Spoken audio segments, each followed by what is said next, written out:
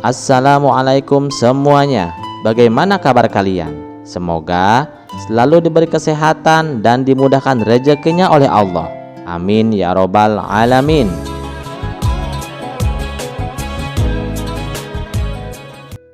Di sebuah kota kecil, pemilihan bupati menjadi pembicaraan hangat. Namun kali ini berbeda, karena hanya ada satu calon, Abu Nawas. Yang mengejutkan, lawannya bukan manusia, melainkan kota kosong. Semula banyak yang menganggap ini hanyalah formalitas, karena siapa yang akan memilih kota kosong? Tetapi tak lama, sebuah kejadian menggemparkan kota. Ternyata ada seorang pengusaha kaya yang secara diam-diam mendukung kota kosong dan membiayai kampanyenya. Pengusaha itu adalah Haji Jahil, seorang pria licik yang kecewa karena Abu Nawas tidak menerima permintaannya untuk menjadikan proyeknya sebagai prioritas pemerintah. Haji Jahil berkata, "Kalau Abu Nawas menang, aku tidak akan bisa menguasai kota ini. Lebih baik aku biayai kota kosong. Setidaknya aku bisa membuatnya menjadi simbol protes." Berbekal dukungan Haji Jahil, kota kosong menjadi bahan kampanye serius. Spanduk besar-besar dipasang di seluruh kota. Haji Jahil bahkan menyewa influencer lokal untuk mempromosikan kota kosong di pasar, kafe, dan media sosial. Mereka berkata, kalau Abu Nawas menang, apa yang akan berubah? Pilih kota kosong untuk menunjukkan bahwa rakyat ingin pemimpin baru. Abu Nawas tentu saja tidak tinggal diam. Dia tahu kampanye Haji Jahil memiliki pengaruh besar. Namun dengan kecerdasannya, Abu Nawas memutar otak dan merancang strategi yang unik. Dia memulai kampanyenya dengan menyindir, tetapi tetap jenaka. Saudara-saudaraku, mari kita berpikir, kalau kota kosong jadi bupati, apa dia bisa memimpin rapat? Apa dia bisa mendengarkan keluhan kalian? Kalau begitu, nanti siapa yang akan memperbaiki jalan berlubang atau membangun sekolah baru? Abu Nawas juga mengadakan debat terbuka di alun-alun kota. Yang lucu, dia membawa sebuah kota kosong raksasa dan menempatkannya di atas panggung sebagai simbol lawannya. "Silahkan lawanku berbicara terlebih dahulu," katanya sambil menunjuk kotak itu. Penonton tertawa, tapi Abu Nawas melanjutkan dengan nada serius. "Kota kosong adalah pilihan protes. Aku mengerti itu. Tapi aku ingin menjadi pemimpin yang bekerja, bukan hanya menjadi simbol. Pilihlah aku, bukan karena aku sempurna, tapi karena aku siap mendengar dan bertindak untuk kalian." Ketika hari pemilihan tiba, suasana kota terasa tegang. Haji Jahil terus menyebarkan desas-desus bahwa Abu Nawas hanyalah seorang pelawak, bukan pemimpin sejati. Di sisi lain, Abu Nawas berkeliling ke TPS-TPS, menyapa rakyat dengan penuh senyuman dan keyakinan. Hasil perhitungan suara pun diumumkan malam harinya. Abu Nawas memperoleh suara 57,3%, sedangkan kota kosong memperoleh suara 32,7%. Pendukung kota kosong pun kecewa, sementara pendukung Abu Nawas bersorak gembira. Dalam pidato kemenangannya, Abu Nawas menunjukkan kecerdasannya. "Hari ini kalian tidak hanya memilih aku, tetapi juga harapan. Kepada mereka yang memilih kota kosong, aku memahami suara kalian. Aku tidak akan mengabaikan kalian. Aku berjanji, kota ini tidak akan pernah kosong dari perhatian dan kerja keras." Dia juga menatap Haji Jahil yang berada di tengah kerumunan dan berkata dengan bijak, Dan kepada siapapun yang memilih kota kosong karena kecewa, mari kita duduk bersama. Aku bukan musuhmu, aku adalah temanmu. Mari kita bangun kota ini bersama, tanpa kosong-kosong lagi.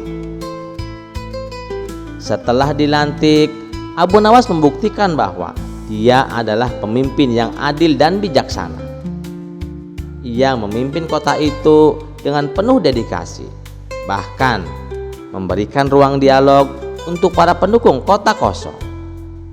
Haji Jahil pun akhirnya sadar dan mendukung program-program Abu Nawas, meski harus menelan rasa malu. Kisah Abu Nawas ini menjadi legenda, mengingatkan kita bahwa pemimpin sejati adalah mereka yang bisa merangkul semua pihak, bahkan yang awalnya menentangnya. Kisah selanjutnya. Pada suatu hari, Baginda Raja memerintahkan para prajurit agar Abu Nawas ditangkap dan dipenjarakan. Dalam benaknya, Raja berpikir bahwa dengan berada di dalam penjara, Abu Nawas tidak akan bisa lagi bermain-main dengan kelicikannya. Baginda Raja berkata, "Prajurit, segera tangkap Abu Nawas dan penjarakan dia." Abu Nawas menerima kabar bahwa ia akan dijebloskan ke penjara. Ia tertawa dalam hati, karena meskipun ini adalah hukuman tanpa alasan, ia merasa ini adalah kesempatan untuk membuktikan bahwa kecerdikannya tidak bisa dibendung oleh tembok penjara. Dengan senyum kecil, ia berkata dalam hati, "Ah, penjara, silakan saja kalau raja mampu untuk memenjarakanku." Setibanya di penjara, Abu Nawas dengan tenang masuk ke dalam selnya, sementara para penjaga mengawasinya dengan waspada. Mereka tahu bahwa Abu Nawas bukanlah tahanan biasa. Kepala penjaga penjara pun berkata, "Hai para penjaga, awasi Abu Nawas, jangan sampai dia lolos. Dia terkenal cerdik, jadi awasi setiap sudut penjara, jangan sampai dia lengah." Abu Nawas yang mendengar kata-kata kepala penjaga itu tersenyum penuh arti. Namun ia tetap diam di dalam sel dan tampak pasrah dengan nasibnya. Beberapa hari berlalu, Abu Nawas tetap berada di dalam penjara, tampak tenang, seolah-olah tidak ada masalah. Namun di dalam pikirannya, ia sedang merencanakan cara untuk keluar dari penjara tanpa melanggar aturan. Tiba-tiba ia mendapatkan ide cemerlang. Pada suatu malam, saat para penjaga sedang lengah, Abu Nawas mulai berteriak-teriak dari dalam selnya, "Tolong, tolong, ada yang bisa menolongku? Aku harus segera bertemu dengan Baginda Raja." Teriakan Abu Nawas menarik perhatian para penjaga. Mereka mendekat ke selnya dan bertanya, "Ada apa Abu Nawas? Apa yang terjadi?" Abu Nawas berpura-pura panik dan berbisik dengan nada serius, "Aku punya informasi yang sangat penting untuk disampaikan kepada Baginda Raja. Ini menyangkut keselamatan kerajaan. Aku mohon kalian membawaku ke hadapan Baginda Raja sekarang juga." Para penjaga itu awalnya ragu, tetapi desakan Abu Nawas membuat mereka berpikir bahwa mungkin ia benar-benar mengetahui sesuatu yang sangat penting. Akhirnya mereka memutuskan untuk membawa Abu Nawas ke hadapan Baginda Raja dengan pengawalan yang ketat. Di ruang singgasana, Baginda Raja melihat Abu Nawas yang tampak serius, tidak seperti biasanya. Dengan penuh rasa ingin tahu, Raja bertanya, "Apa yang ingin kau sampaikan Abu Nawas? Apa yang begitu penting hingga kau memohon untuk bertemu denganku di tengah malam?" Abu Nawas membungkuk hormat dan dengan suara penuh keyakinan ia berkata, "Paduka yang mulia, ada sebuah ancaman besar terhadap kerajaan ini. Musuh dari negeri seberang berencana menyerang kita dalam waktu dekat." Mendengar ucapan Abu Nawas, Raja merasa kaget sekaligus khawatir. "Dari mana kau tahu tentang ancaman itu Abu Nawas?" Abu Nawas dengan wajah meyakinkan menjawab, hamba mendengar kabar ini dari seorang tawanan yang juga berada di dalam penjara ini, Paduka. Ia mengatakan bahwa pasukan mereka sedang bersiap-siap untuk menyerang. Hamba merasa perlu segera menyampaikan ini agar Paduka bisa mengambil langkah cepat. Baginda Raja merasa tertekan dan khawatir. Tanpa berpikir panjang, ia mengutus para prajurit untuk memperketat penjagaan di perbatasan dan mempersiapkan pasukan kerajaan untuk menghadapi kemungkinan serangan. Namun, beberapa hari berlalu tanpa ada tanda-tanda serangan apapun. Para pejabat kerajaan mulai merasa ada yang aneh dan bertanya-tanya apakah Abu Nawas benar-benar berkata jujur atau hanya membuat siasat lagi. Suatu hari, raja akhirnya memanggil Abu Nawas ke istana dan menanyakan kepadanya dengan nada serius, "Abu Nawas, aku telah melakukan semua yang kau sarankan, tapi tidak ada serangan yang datang. Apa kau telah berbohong kepadaku?" Abu Nawas tersenyum penuh kepolosan dan menjawab, "Paduka yang mulia, bukankah tidak ada salahnya untuk berjaga-jaga? Hamba hanya ingin memastikan bahwa kerajaan ini selalu siap menghadapi segala kemungkinan." Meskipun awalnya raja merasa sedikit kesal, ia menyadari bahwa apa yang dikatakan Abu Nawas ada benarnya. Keamanan kerajaan memang harus selalu diutamakan. Sementara itu, para prajurit yang telah disiagakan membuat wilayah kerajaan menjadi lebih aman. Dan berita tentang kesiagaan pasukan kerajaan membuat negeri-negeri tetangga berpikir dua kali untuk mencoba mengganggu. Akhirnya, setelah merasa puas dengan hasil tindakan Abu Nawas, Baginda Raja berkata, "Abu Nawas, meskipun caramu tidak biasa, kau telah membantu kerajaan ini menjadi lebih aman. Oleh karena itu, aku mengampuni hukumanmu dan bahkan akan memberikan hadiah sebagai tanda terima kasih." Abu Nawas pun membungkuk hormat dengan rasa syukur yang dalam. Dalam hati, ia tersenyum lebar karena berhasil mengubah hukuman penjara menjadi kesempatan untuk memperoleh kepercayaan raja dan juga hadiah yang tak disangka-sangka. Kisah selanjutnya. Suatu hari, Baginda Raja terlihat termenung sendiri di taman kerajaan. Dikabarkan, ia sedang dilanda masalah yang membuatnya tidak bisa tidur. Namun, masalah yang dihadapinya hanya Baginda Raja sendiri yang tahu. Ia sengaja merahasiakannya dari orang-orang sekitar, baik kepada penasihat istana maupun Abu Nawas selaku sahabat tempatnya berkeluh kesah. Ingin rasanya Baginda Raja melupakan masalah yang menimpanya. Kalaupun bisa lari menghindar, tentulah ia akan melakukannya. Tapi kenyataannya, permasalahan yang dihadapinya terasa seperti mengikutinya kemanapun Baginda Raja pergi. Sejak saat itu, Baginda Raja sering terlihat melamun seorang diri. Kemudian, penasihat istana mendekati Baginda Raja. "Maaf Paduka yang mulia, hamba perhatikan belakangan ini Paduka terlihat murung. Hamba khawatir Paduka nanti akan jatuh sakit. Apakah ada sesuatu yang Paduka pikirkan?" tanya penasihat istana. "Tidak ada apa-apa, aku baik-baik saja. Kamu urusi saja pekerjaanmu," jawab Baginda Raja dengan memalingkan wajahnya. Penasihat istana pun hanya terdiam. Ia merasakan gelagat bahwa Baginda Raja sedang dilanda masalah yang besar. Dikarenakan Baginda Raja tidak mau berterus terang, penasihat istana tidak berani membujuknya untuk menceritakan masalah yang dihadapinya. Makin hari sikap Baginda semakin tertutup. Bahkan kini enggan menerima tamu.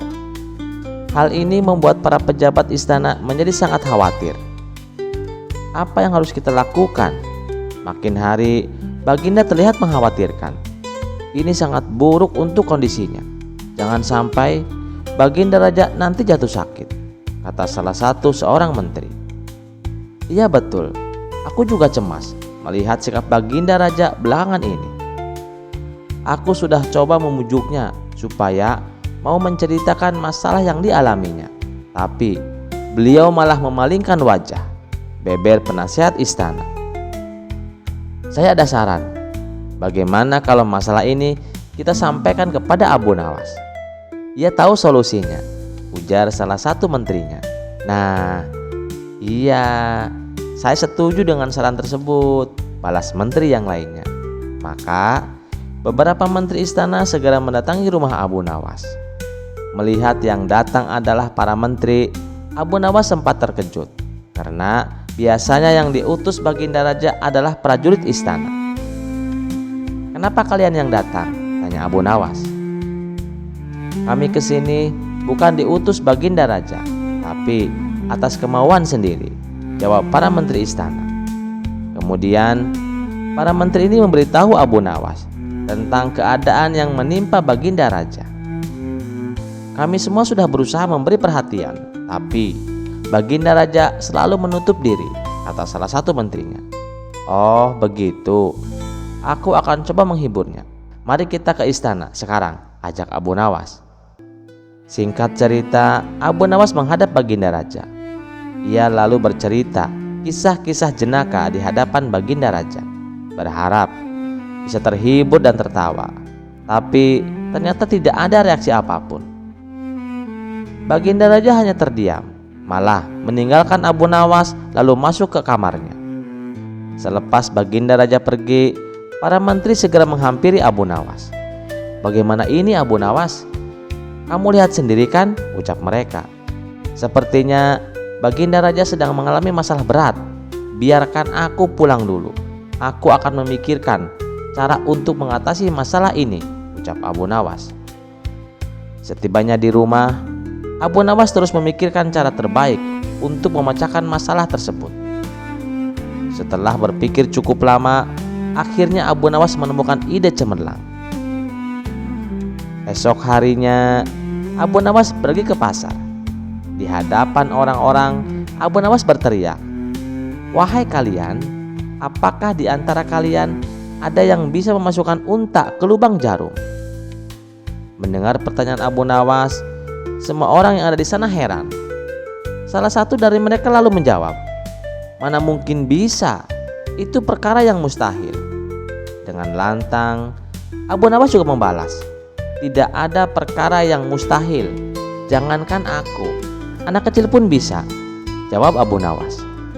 "Kalau kamu memang bisa, tunjukkanlah kepada kami," pinta mereka. "Maaf kawan-kawan, sayangnya aku hanya bisa membuktikannya bila di hadapan Baginda Raja," jawab Abu Nawas. Begitulah seterusnya. Setiap ada keramaian orang ataupun perkumpulan, Abu Nawas selalu mengatakan hal yang sama.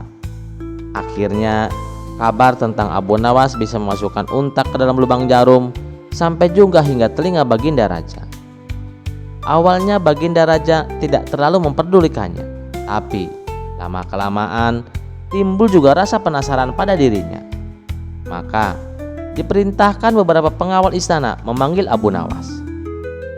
"Maaf Tuan Abu, Anda diperintah Paduka untuk datang ke istana," ucap seorang prajurit. "Benarkah?" tanya Abu Nawas memastikan. "Benar Tuan Abu Nawas," jawab sang prajurit. "Rencanaku akhirnya berhasil," pikir Abu Nawas. "Oh ya, bagaimana kondisi Baginda Raja?" tanya Abu Nawas lagi. "Ya begitulah Tuan Abu Nawas, Baginda Raja masih sering mengurung diri dan masih sering tampak termenung," jawab salah satu prajurit. "Baiklah, aku akan ke sana sekarang," balas Abu Nawas. Tidak lama kemudian, Abu Nawas sampai ke istana menghadap Baginda Raja. "Wahai Abu Nawas, aku dengar kamu bisa memasukkan seekor unta ke lubang jarum. Kamu bersedia membuktikannya di hadapanku? Benarkah itu?" tanya Baginda Raja. "Itu benar Paduka yang mulia," jawab Abu Nawas. "Bagaimana mungkin? Aku rasa itu perkara yang mustahil," balas Baginda Raja. "Ampun Paduka, di dunia ini tidak ada yang mustahil," ujar Abu Nawas. "Baiklah, sekarang coba kau buktikan," perintah Baginda Raja. "Caranya mudah Paduka. Kita tinggal membuat jarum yang lubangnya lebih besar daripada seekor unta. Dengan begitu, kita bisa memasukkannya dengan mudah. Bahkan, anak kecil pun bisa, jawab Abu Nawas. Kalau caranya seperti itu, semua orang bisa melakukannya, Abu Nawas. Berarti kau telah menipu semua orang, termasuk aku, ucap Baginda Raja. Hamba tidak pernah menipu siapapun, Paduka, dan hamba juga tidak pernah menipu Paduka. Hamba tidak pernah mengatakan bahwa jarum yang hamba maksud adalah jarum yang kecil, balas Abu Nawas. Iya, itu benar. Tapi apa maksud dari pernyataan itu? Tanya Baginda Raja. Hamba hanya ingin mengatakan, Paduka, ada hikmah dari pernyataan ini, jawab Abu Nawas. Hikmah? Hikmah dari mana, Abu Nawas? Tanya Baginda Raja. Bukankah tadinya Baginda Raja tidak percaya kalau hamba bisa memasukkan unta ke dalam jarum? Tapi setelah hamba jelaskan, Baginda Raja baru mempercayai. Begitu juga dengan permasalahan yang sedang kita hadapi, Paduka. Sebesar apapun masalah, sebesar apapun bebannya, tapi kalau hati kita lebih besar, hati kita akan lebih luas saat menghadapinya. Maka semua masalah akan terasa lebih ringan. Itulah gambaran seekor unta bila dimasukkan ke dalam lubang jarum. Sepintas saat kita menghadapinya, pasti itu mustahil dilakukan. Tapi bila hati kita luas dan besar, maka pikiran kita juga akan mengikuti. Dan akhirnya masalah yang kita anggap mustahil di atas menjadi mudah dan ringan untuk dijalani. Bagaimana kita akan bisa menang bila kita mengatasi masalah dengan hati yang sempit? Tutur Abu Nawas. Seketika Baginda Raja terdiam. Ia terus merenungi ucapan Abu Nawas. Suasana pun mendadak menjadi hening. Tidak berapa lama Baginda Raja pun berkata, terima kasih Abu Nawas, kau telah menyadarkanku. Selama ini aku memang dilanda masalah dan hatiku sempit untuk menghadapinya, sehingga pikiranku juga ikut menjadi buntu, ujar Baginda Raja.